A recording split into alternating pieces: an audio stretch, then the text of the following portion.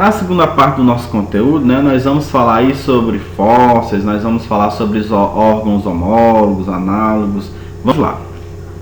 Então, o documento fóssil como evidência da evolução biológica. Os fósseis nada mais são do que vestígios, né, que são deixados pelos seres vivos que viveram no passado. Então, nós temos várias possibilidades para a identificação, por exemplo, de diversas espécies. Nós temos aí vários tipos de fósseis, né, que de certa forma vão ser importantes, vão dar sua contribuição aí para que a gente vá preenchendo pouco a pouco essas lacunas deixadas pelas espécies do passado, como a gente pode ver aqui, certo?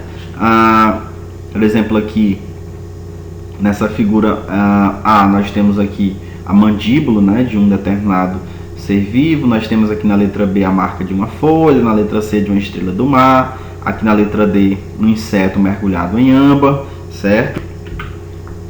E aí, para ocorrer o processo de fossilização, né, são necessárias algumas condições extremamente favoráveis na preservação do cadáver, o vestígio deixado pelo organismo.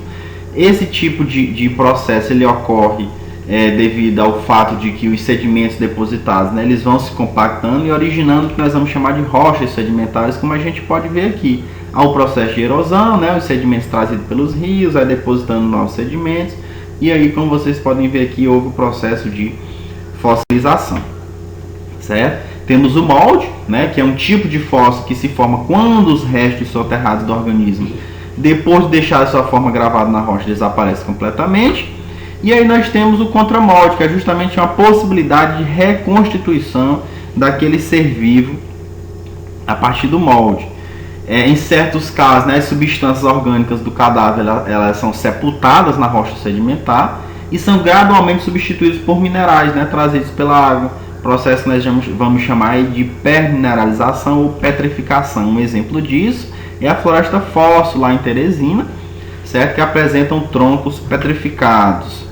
Ainda temos a questão da impressão, né, que são marcas ou pegadas de organismos sobre um terreno mole, que se transformou em rocha. Aí em 1978, né, nós temos um exemplo de que Mary Leakey encontrou na Tanzânia pegadas de 2 hominídeos primitivos. Raramente pode ocorrer a conservação do corpo completo de organismos que viveram no passado, e aí ocorre, por exemplo, de precisar fazer algumas reconstituições, certo? Por exemplo, insetos em âmbar fóssil, né, que é a resina solidificada de plantas, mamutes em geleiras no Ártico.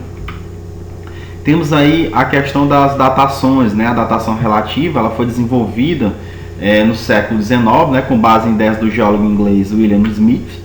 As rochas sedimentares, elas se formam no fundo dos mares, né, pela deposição sucessiva de camadas, vai se depositando uma sobre a outra, camada de sedimento, e logo essas camadas em posição mais inferior deviam ter se formado antes do que as superiores.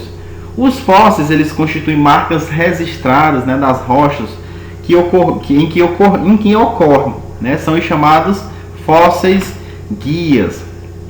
E aí os cientistas, eles conseguiram reunir fragmentos, né, do documento fóssil de diversas regiões do planeta e estabelecer as divisões do tempo geológico, certo? Como a gente pode observar aqui, certo? O processo de deposição, de formação, certo? Desses estratos, dessas camadas e, consequentemente, a presença dos fósseis.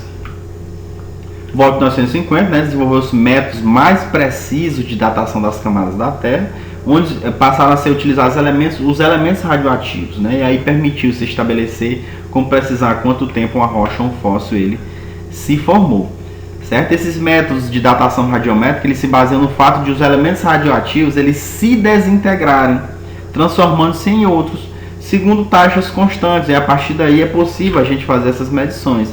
São os chamados isótopos, né, que variam quanto ao número de massa, como é, por exemplo, aqui o carbono 14, né, que tem 6 prótons, 6 nêutrons e uma massa de 12. Temos o carbono 14, tem 6 prótons, 8 nêutrons. Então, a partir, por exemplo, desses elementos é possível a gente fazer identificação de diversos tipos de elementos presentes no planeta. Rochas, seres vivos, no caso fósseis, né, etc. Aqui nós temos, por exemplo, o elemento radioativo pai, o elemento radioativo filho, né, a questão do decaimento e relacionada à meia-vida, certo? Ao saber, né, de quanto o carbono 14 tem um animal ao morrer, a gente pode calcular quanto tempo ele transcorreu desde a sua morte. Né? As quantidades aí do carbono 14, 12 e 14 na atmosfera mantêm-se relativamente constantes.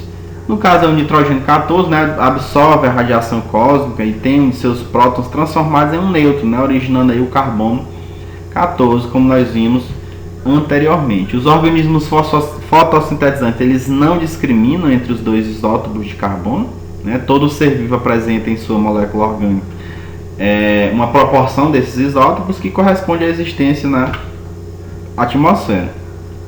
Quando morre um ser vivo, né, deixa de incorporar novos átomos de carbono em sua matéria orgânica, e aí nós vamos poder fazer o cálculo a partir da datação, tomando como base a datação do carbono 14, né, para você saber, por exemplo, a idade daquele fóssil, como nós bem podemos observar aqui, certo?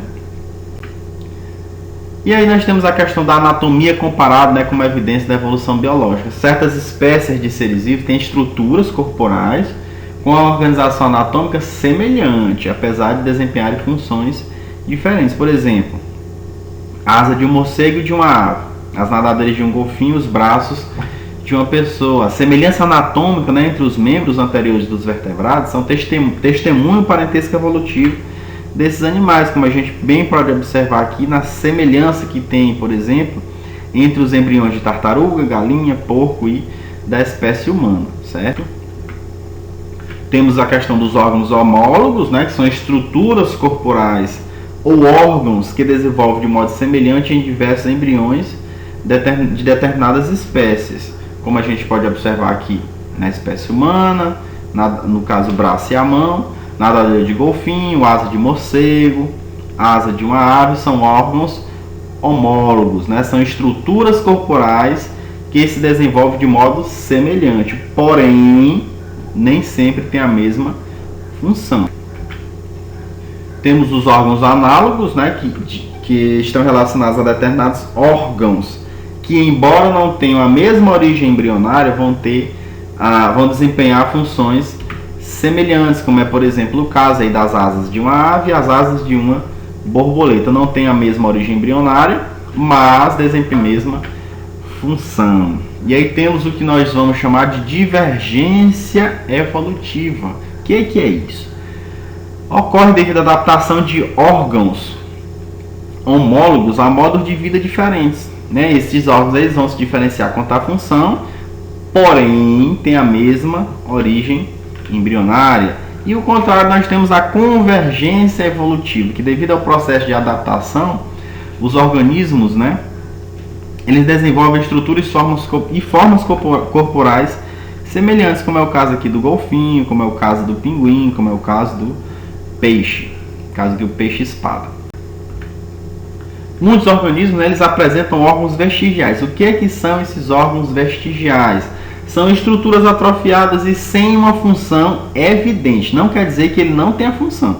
Quer dizer que a funcionalidade daquele órgão vestigial ainda não foi evidenciada, como é o caso, por exemplo, do apêndice vermiforme humano, que é uma pequena estrutura, né, em forma de dedo, presente na junção entre o intestino delgado e o intestino grosso, que no caso dos nossos ancestrais, né, abrigavam micro-organismos que auxiliavam na digestão de celulose, né, devido ao fato daquela época a dieta ser de natureza herbívora.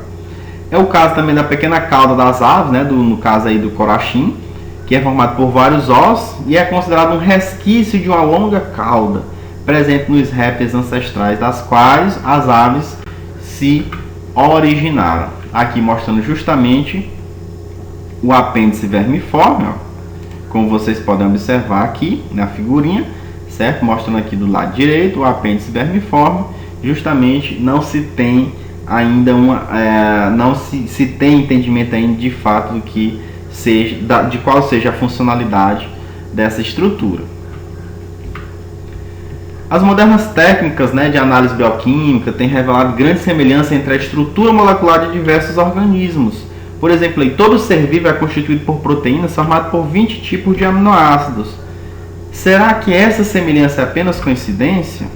A análise comparativa de proteínas de ácido nucleico, né, tem confirmado que essas semelhanças anatômicas e embrionárias elas já foram verificadas entre alguns tipos de organismos, como é o caso, por exemplo, do citocromo C humano, né, que tem mostrado semelhança com outras espécies de ser vivo. Por exemplo, em relação ao chimpanzé, é a mesma, certo? Em comparação à baleia, difere quanto à posição de 8 aminoácidos. Em comparação às aves, difere em relação a 13 aminoácidos. Em comparação aos peixes, difere em relação a 20 aminoácidos. Em comparação aos fungos, difere em relação a 41 aminoácidos. Embora haja essas diferenças, percebam que em relação ao chimpanzé, a estrutura do citocromo C é a mesma.